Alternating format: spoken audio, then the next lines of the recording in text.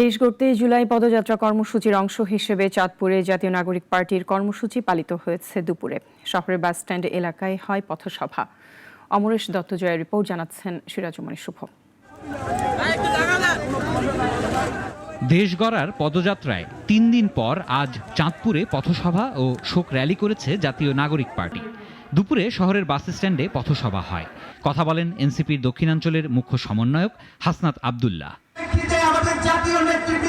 হাসনাত বলেন, এই সরকারের কাছে অনেক প্রত্যাশা ছিল।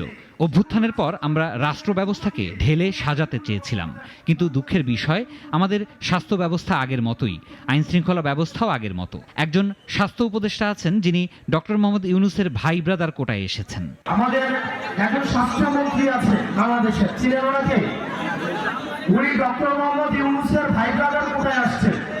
ডক্টর মোহাম্মদ ইউনূসের স্বজনপ্রীতির সবচেয়ে বড় এক্সাম্পল হচ্ছে স্বাস্থ্য উপদেষ্টা। উনি যে বেতনটা নেয়, এই বেতনটা হারাম হবে। পথসভায় আরও বক্তব্য রাখেন এনসিপির কেন্দ্রীয় মুখ্য সমন্বয়ক নাসিরউদ্দিন পাটোয়ারি, উত্তরাঞ্চলের মুখ্য সমন্বয়ক সার্জিস আলম। আর কোন আওয়ামী লীগের সুযোগ আমরা দিব না।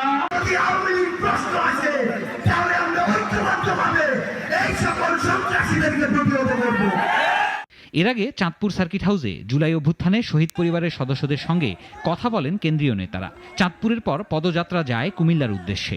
পথে হাজীগঞ্জে শহীদ আজাদ চত্বরের উদ্বোধন ও শাহরাস্তির দোয়াভাঙায় পথসভা করেন তারা। পরীক্ষা থেকে শুরু করে সিরাজুমণি শুভ, নাগরিক। বিভিন্ন প্রতিযোগিতায়